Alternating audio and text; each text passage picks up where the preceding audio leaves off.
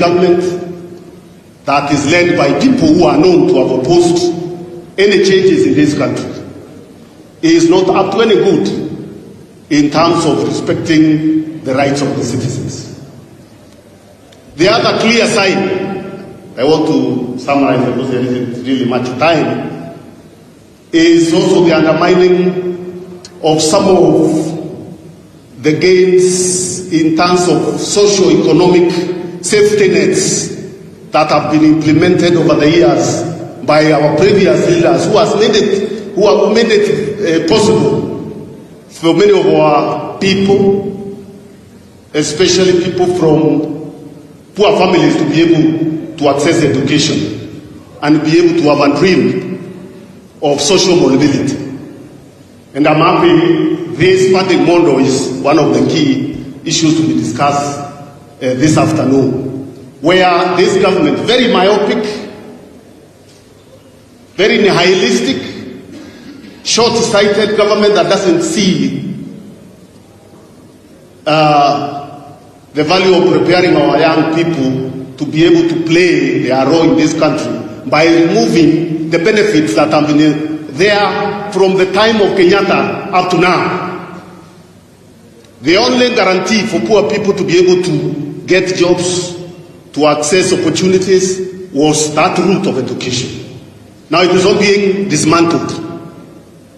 And it is being dismantled without any proper process being followed.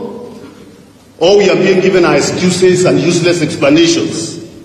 There is no country in the world that I want you to check all the education systems, even in the developed countries where there are richer people than a developing country than Kenya, where parents are required to finance from their pockets higher education. Even in the United States of America, it is a loan system, a system where government funds education for young people because individual families cannot afford to fund higher education. This is what happens everywhere. Now we are being told here, we have categories of rich people, and then students are being put in categories of families, and salaries of families are being looked into. Yet when you look at those salaries, you look at the people who are employed in government or even the private sector, is a very small population. So it's a total conmanship that is being implemented that is intended to completely make it impossible for people to go to school in this country, and we must fight it. And I'm happy the young people are fighting it. We must also fight it, and I'm happy that power.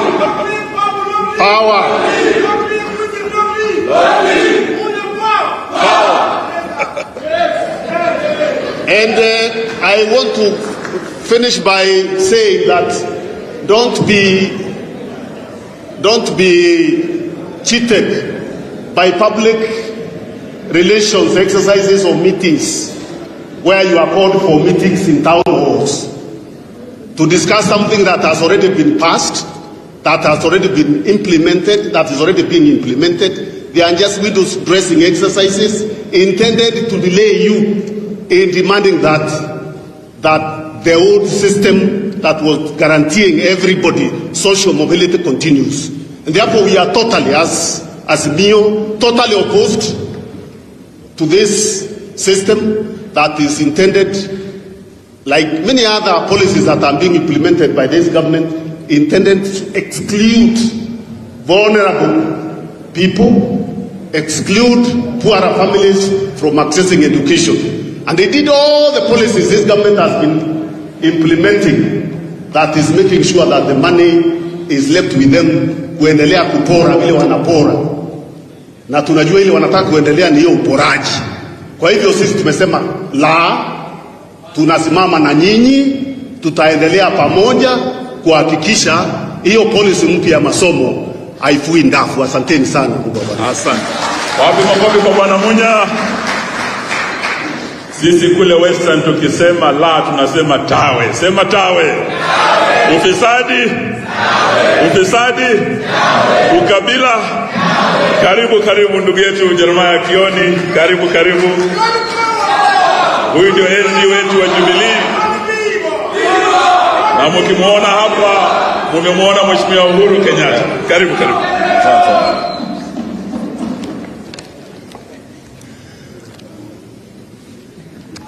Communist power.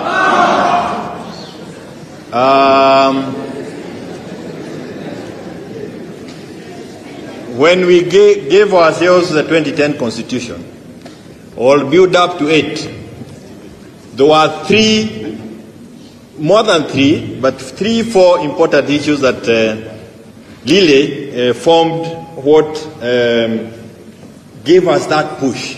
One of them was the Bill of Rights. The second one was the issue of multi-party democracy. The third one was sharing of the resources. And of course, key among them was also the electoral process. Today, these are still issues that are yearning for better governance, issues that still require us to ensure that the retro gains that we got through our Constitution, they are not retro, but the gains we got through this Constitution, we protect them and ensure that those who are out to elude them, we fight them and resist them. When nimefaa hii kofia deliberately kwa sababu nilikuwa nimefaa sufuria na mpaka wa leo nafaa sufuria. Now when I was wearing this sufuria then and now, one of the things we were talking about was one, the cost of living, which was completely thrown through the window by the current gangster regime that we have in power. The other thing was we used to say open the server.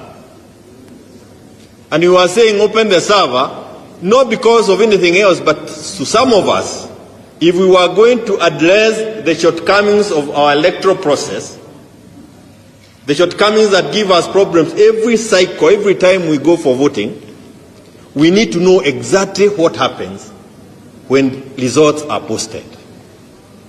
These gadgets we use, which one of it is being manipulated, or what is it that happens? I know William Ruto and his group will soon start telling us that they are implementing electoral reforms. I want to tell you, without opening the server, you will never be able to address the shortcomings in our electoral process. And he is not ready to do that. You can actually see the dilly-dallying that he is already having in setting up the IEBC. He is the one who, first of all, ensured that we had no commissioners, and he is happy to stay that way for 2 years now, and I can assure you he will be happy to stay that way for another 3rd year. He wants us to address the issue of electoral reforms in a crisis so that he can try and see whether he can manipulate it. Hapo beleni, kabla ya katiba ya 2010, watu walikuwa wamesema, kama umesoma, tumesoma. Hello? Si ilikuwa namna hiyo? What they don't know now ni kwamba kila Gen Z na kila Mkenya amejisomea katiba. We know, we all have read it. And it surprises me to see members of parliament who have not read this katiba. Na wako kule na wanasumama mbele yetu kila siku kutuambia mambo ambayo haieleweki.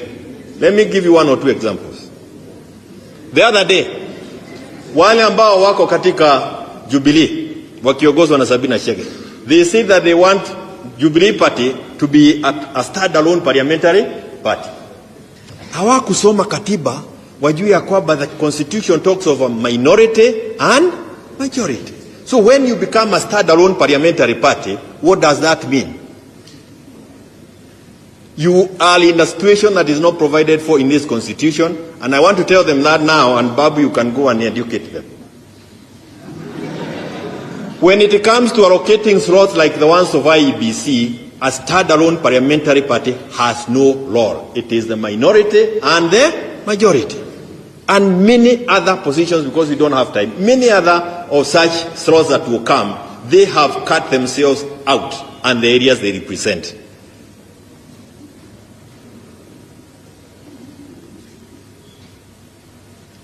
Wetangula. Mnasema ni papa wa wapi? Roma gani? Wetangula, the constitution says that the majority in parliament are as reflected during the voting day. When we vote, we Kenyans determine the majority and the minority. Kenya Gazette ambayo iliwekwa ilitangaza Ruto kama ndio atiarienda State House. The same Kenya Gazette declared Azimio majority in parliament. Wetangula led the president correctly kulingana na vile alikuwa ameagana hapo bereni kabla ya kupiga kura.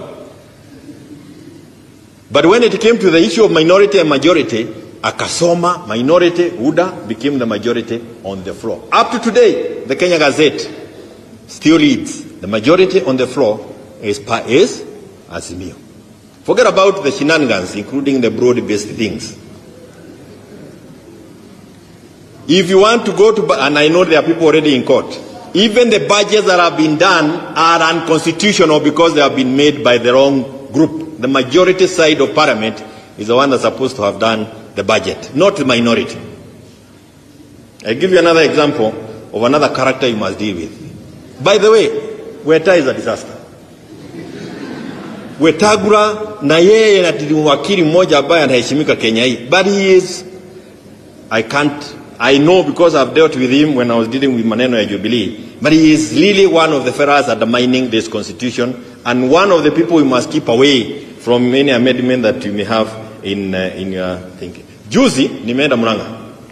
Na nilipoenda Murang'a, 2 members of parliament said the 2023 finance bill was like a Bible. So we could not read every part of the cross that was in it. That is why we tulipitisha na vitu zingine zinawaumiza. Ebu sikizeni. Shame on you. You were elected to represent the people, including in making of the budget. And then unakuja kuambia wale walikupigia kura ati finance bill ilikuwa kama Biblia, singeweza kuisoma yote. Saa hiyo watu wamepigwa kodi ya maavocado, makadamia, ng'ombe zinahesabiwa ni ngapi, na wewe ndio ulipitisha.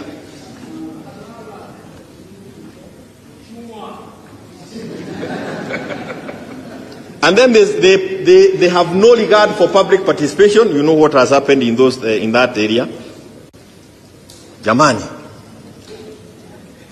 kuna jamaa mwingine hapa, Office of Registrar of Political Parties.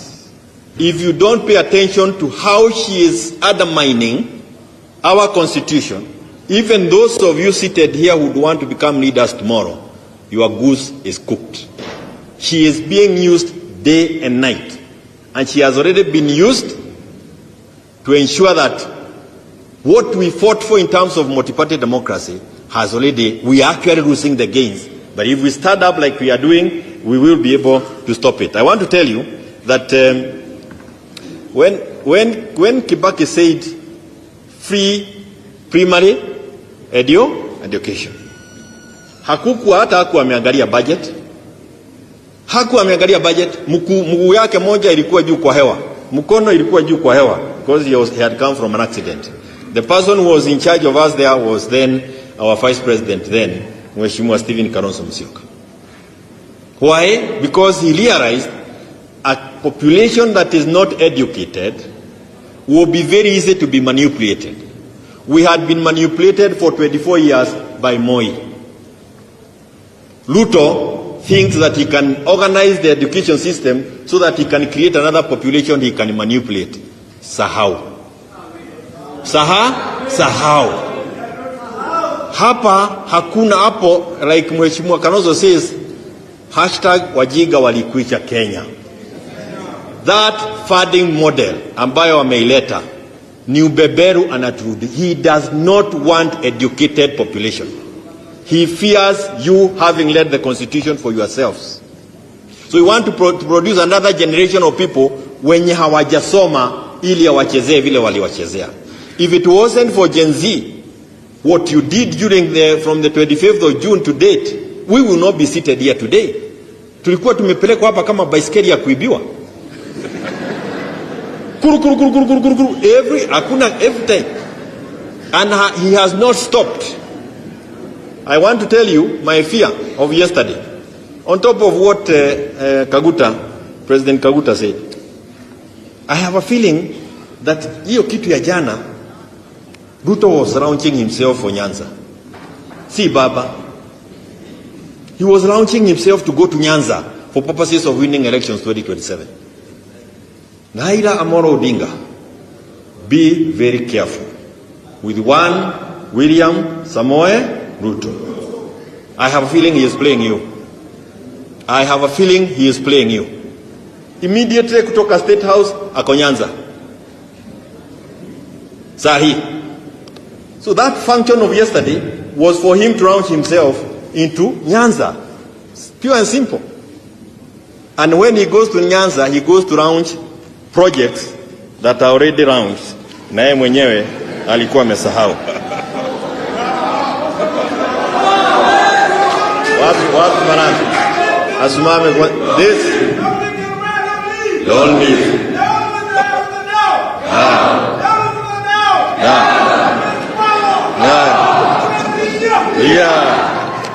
Haya, mambo mawili matatu. JKI, Jomo Kenyatta International Airport, halo, imeuzwa bila bunge kuulizwa. Hata sijui kama wangeulizwa wangejua, lakini iliuzwa. Ruto ameuza. We want to tell those who bought, be very careful. When we come to power, we will not recognize that sale. Hii ni barabara kule Kisii. Ruto was there launching it 2 weeks ago. Inapita pale inaitwa Ragogo, inaenda mpaka Nyakoe. RW 652. RWC 652. This road, the other contractors are in court. The contractor on site does not have a contract. He is the highest bidder. His bid is higher by more than $1 billion. He had 2 companies bidding for the same road. So he ensured that one bid was higher than the other one. And that one, who is a foreigner to the other 2, was denied an opportunity to do the road with a lesser figure of 1 billion shillings. Hiyo 1 billion imeshakuliwa. Contractor ako site. Hana contract. Hii kitu iko kotini. The courts have said, and they have told the director of roads, your work is to save public funds. Be very careful, because this can get you in trouble. Hii tutasukumana naye, na sio kwa sababu tuwatupendi watu ya Kisii, lakini tunapenda Kenya. Lazima tuokoe katiba na tuokoe Kenya. Hii barua naye,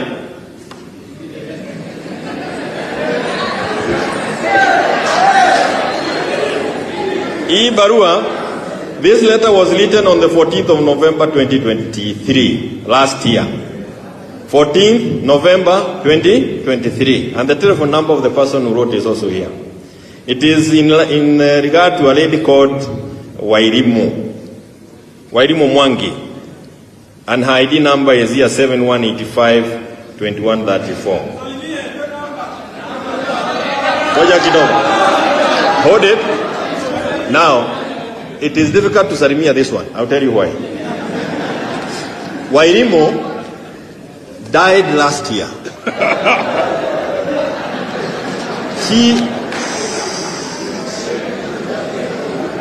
She is an old lady. She died when she was undergoing treatment at Kenyatta National Hospital.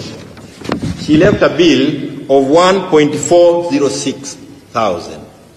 The family has no capacity to raise a coin. She is still at Kenyatta mortuary.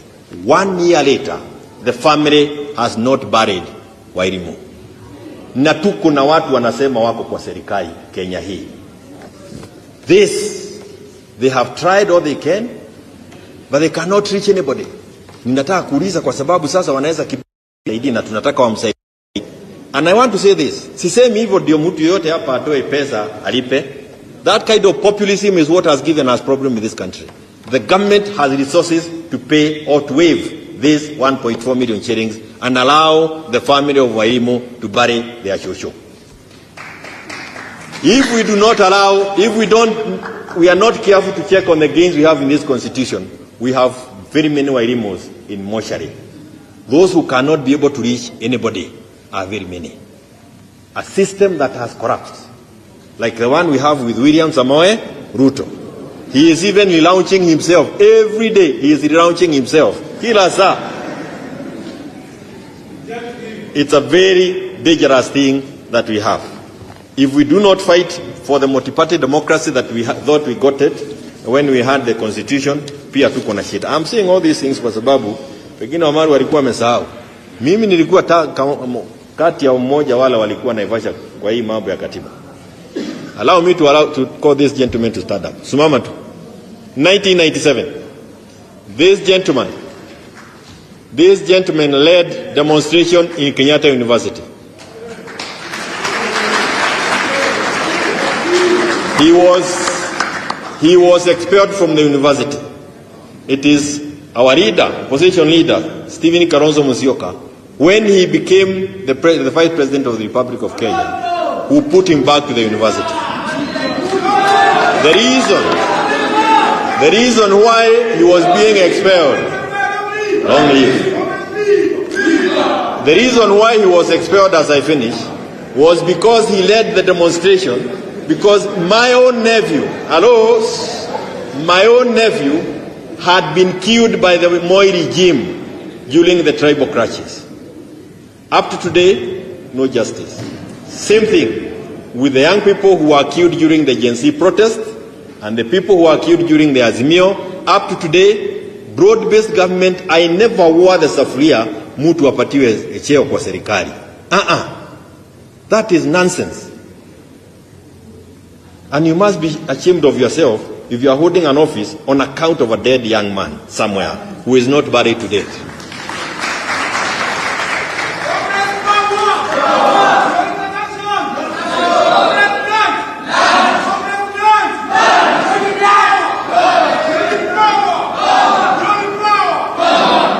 Asante comrades. Asanteni sana. Well done. Sasa tumefika kilele cha mkutano wetu, na kabla tujaleta mgeni wetu wa heshima, sababu baada ya the panelists will have some resolutions. As I said, under Article 3 of our Constitution, it is our patriotic duty to defend our Constitution. Wale wote muko hapa, muko tayari tulinde katiba yetu? Wangapi wanasema tuokoe katiba Kenya? Nione kwa mikono. Wangapi wanasema tuokoe Kenya? Hebu nione mikono. Sasa tukileta kiongozi rasmi wa upinzani, ni jana tu amepewa mamlaka. Wakati tumerelease baba jana, ambaye amekuwa kiongozi wetu wa Azimio, kwenda kuwa baba wa Afrika, jana tumeamua kama vyama tanzu vya muungano wa Azimio ya kwamba kiongozi wa upinzani kutoka jana atakuwa Stephen Kalonzo Musyoka.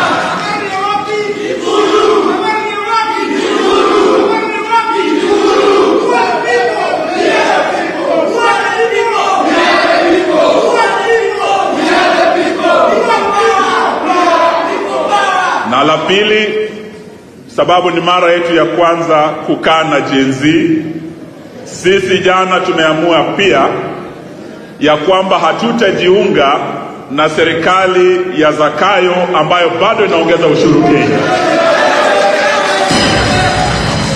So Mheshimiwa Kalonzo, ukija mbele ya vijana hawa mashujaa, hawa wazalendo, these young people achieved much more than we did last year. Sisi wazee, sisi tulijaribu mwaka jana, hata CBD hatukutoboa bwana. Maandamano the whole year, the farthest we came ilikuwa hapa Jivanji Gardens. Lakini ninyi Gen Z mlitoboa mpaka kwa kiti cha bwana speaker saa Wetangula ndani ya bunge. Na mimi nasikia ya kwamba hata mlikuwa mmekaribia samu ya hapa. Jamaa hakulala usingizi bwana, akasema hiyo gate imefungwa sawa sawa. Usiku akaamka akasema hebu angalia gate A iko sawa. Hawa majenzi mlileta shida bwana. You made a globe-trotting president a resident of Kenya. Akakuwa resident hapa. Ni hadi juzi tu ndiye amepanda ndege bwana. Mjipigie makofi Jesse. So it is now my pleasure to invite the new leader of opposition, His Excellency Asante.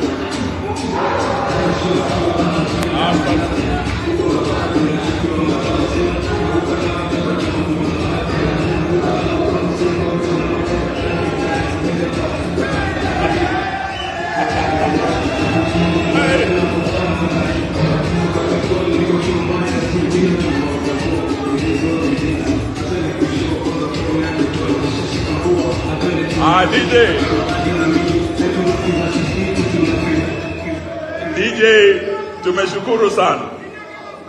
Na leo Comrade Power.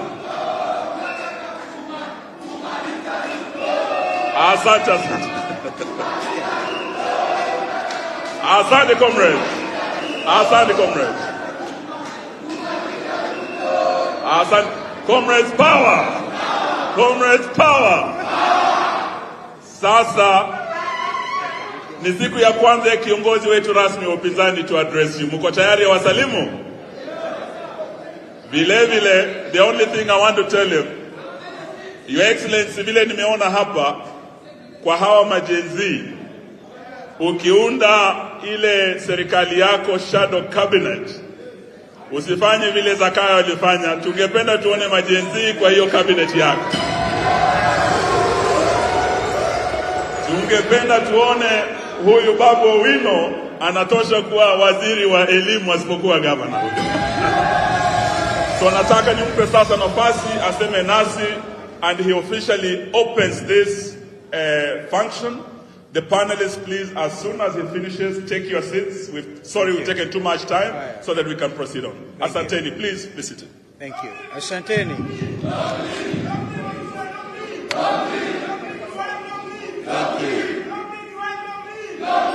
Thank you. Power. Thank you. Comrade Power. Comrade Power. Asanteni. Kwanza ni kusema, I think to our presenters, you have taken longer than necessary. So please bear with us, because basically we want to hear 14 years of Constitution 2010. I was privileged at Uhuru Park then, before they messed it up in recent years, to have been one of the three people who saw allegiance to this document. Number one was President Kibaki, may God rest his soul in peace.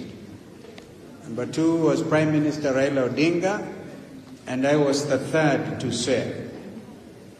This, as Babu Owino has been saying, is a living document.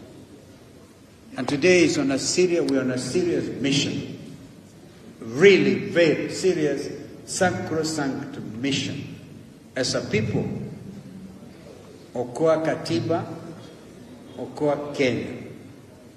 So I thank the organizers for putting together this event, coming as it does at a critical time and at a place which is of historic significance, Ufungamano House.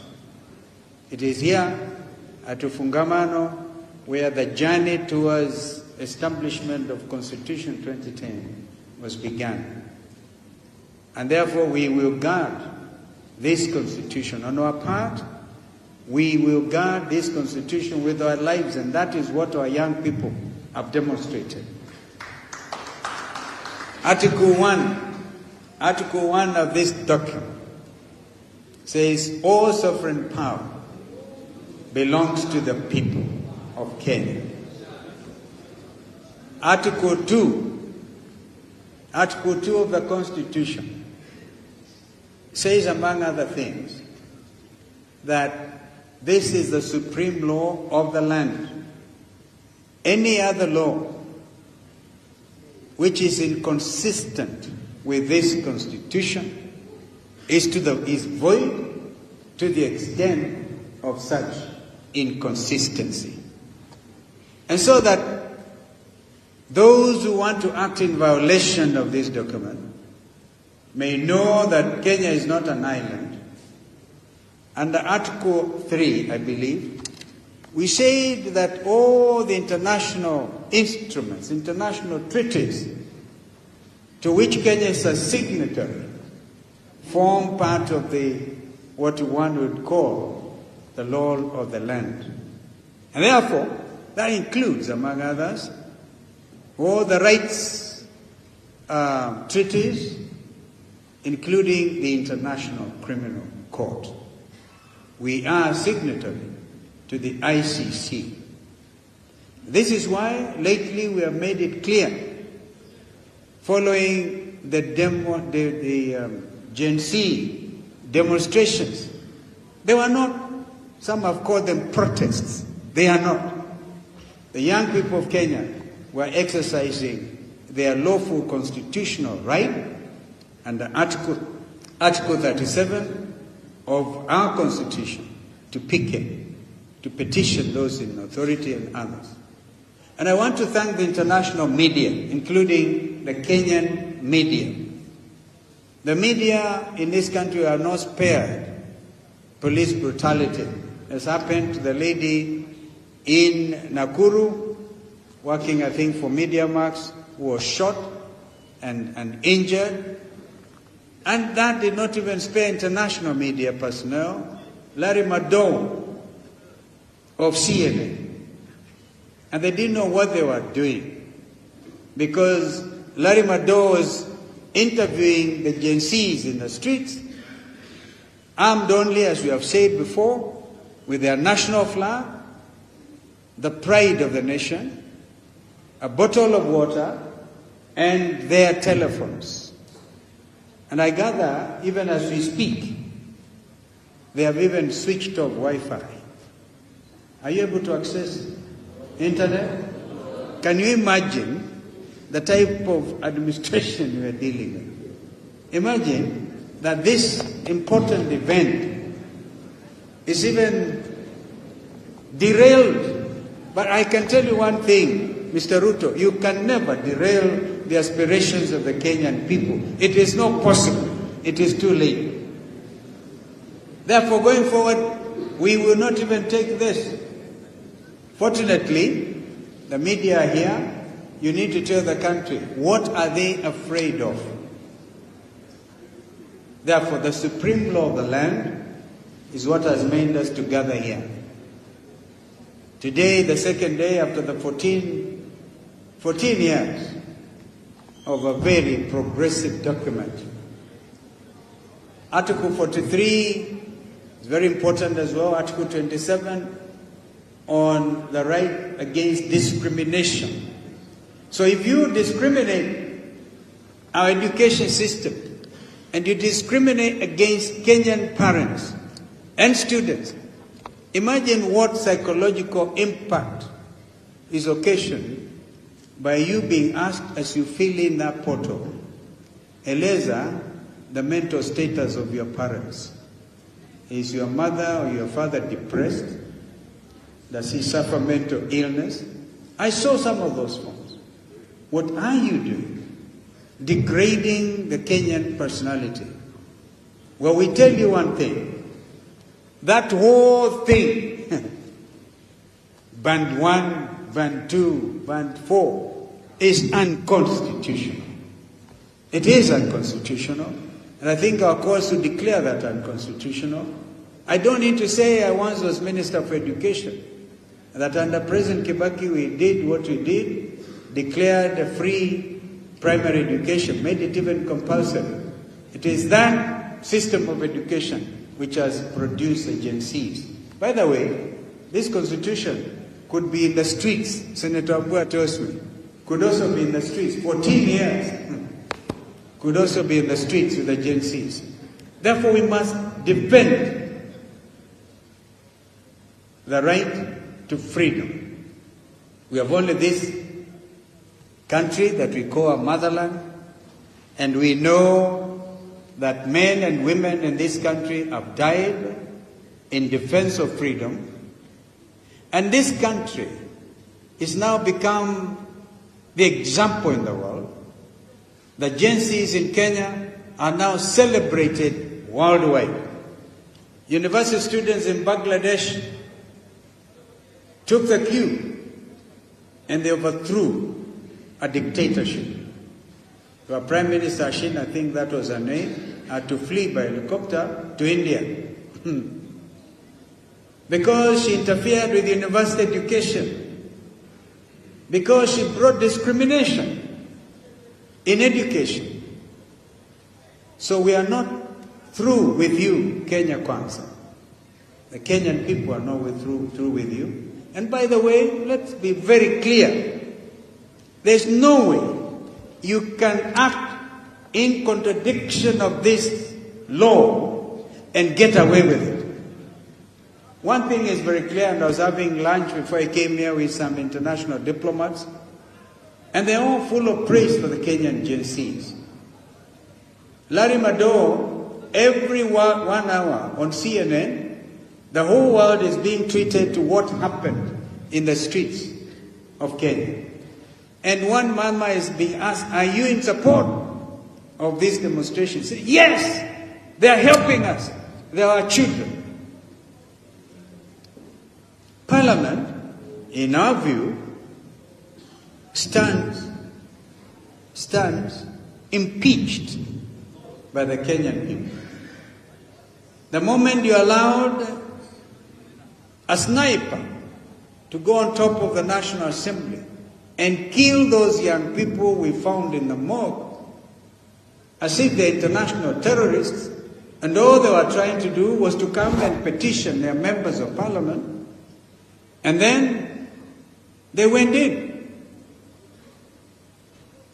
That to me amounted to taking power under Article number 1 of the Constitution, where Kenyans can choose to exercise their sovereign power either directly or through their democratically elected representatives. So if you are not democratically elected, you are not a Kenyan representative. You're not representative of the Kenyan people.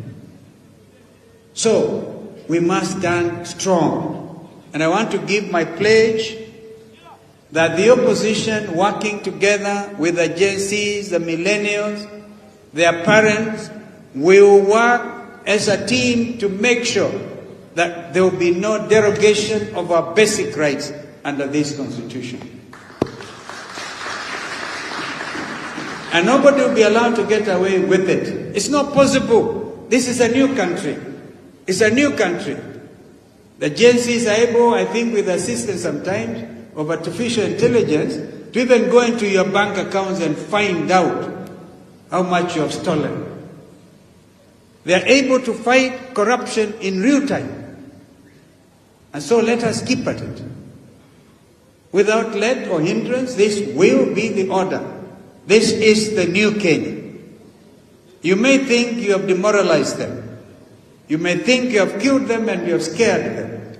But it is not possible to kill that spirit of true liberation and national salvation. And therefore we say, Okoa Kenya, Okoa Katiba. Tuseme Okoa Katiba. Okoa Katiba. Wangapi wako tayari kuokoa katiba hii? Because this is the way to go. Comrades, power. Comrades, react. Comrade, Babu. He will talk to you because he was here as a leader for a very long time, as a student leader, and we thank you, Babu, for standing strong. We will stand with you. We will stand with you. I just wanted to make that point clear. There's no retreat, no surrender. No retreat, no surrender. No retreat, no surrender. Because if you want to amend the Constitution, whatever it is you want to do, please look at the NADCO report. Some of it may be overtaken by time. But we want to tell you that there is no way, for example, any dictator in this country will try to say extend the life of one's leadership. Sometimes say, oh, wanataka wapeleke from 2 terms to 3 terms to no terms. Absolutely, Kenyans now know, the world knows that there is no way William Ruto can extend even by a day. Even the 1 term now is a clear 1 term, because unless he apologizes to the Kenyan people, unless we hear that Kome, in addition to resigning, is actually brought before the courts of justice, or one bunge, the snipers are policemen. They shot dead our young people, young leaders, whose time has come. Unless they are brought before the courts of justice to answer for crimes. And I want to ask, you heard me refer to the ICC, crimes against humanity. We are assembling every evidence. Kwa hivyo sasa, it is not the same. It's not going to be business as usual. And you are going to see this team. We will be making announcements as we go forward. I don't want to make them begin to cut off internet and to do whatever. When we say we go to the street, it will be Gen Z plus millennial plus even their grandmothers may come out. Because it's not going to be easy. We have to save Gen Z have a Gen Alpha. All of them. Because we must save our motherland. And therefore we will fight them. We will fight them at every stage. We will fight them from the mountaintop, from the valleys, from the street corners. We will not allow them to make this country a banana republic. Never. This will be a multi-party democracy. And today, if there was an election, what do you think Ruto would get? So don't be worried, Jeremiah. Don't be worried even if he goes to Luo Nyanza 20 times to open, to launch projects 30 times. Kenyans know him. Kenyans know him. I said yesterday, if you're not careful, you might get to Ruto coming to Fungamano to launch Constitution 2010. Which Constitution he himself opposed. He never believes in this Constitution. Therefore, the believers in this Constitution, living document, have to stand together and defend it. We will be there, God willing, all the way. All the way. And so, I want to stop there by saying, long live Kenya. Viva Kenya. The struggle continues. The struggle continues. Aluta continue. Tuko tayari? Tuko tayari? Kama tumekayari, simama, sema they have to go. Dio.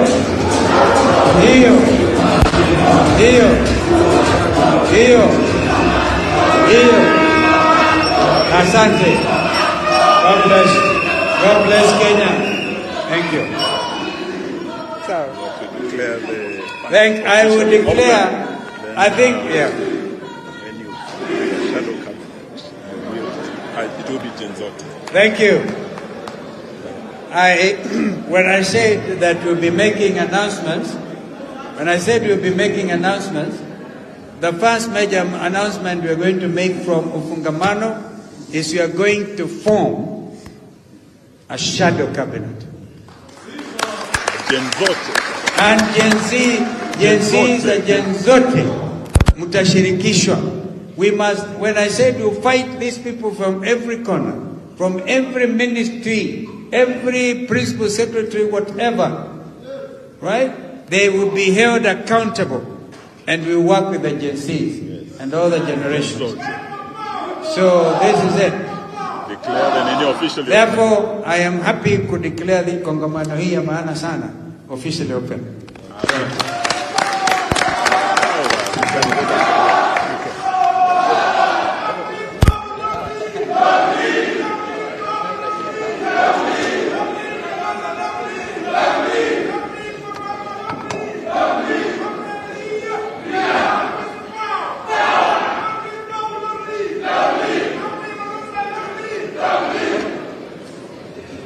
Okay, as our leaders exit the stage and have their seats, kindly let's have our seats as well as we continue with the other part.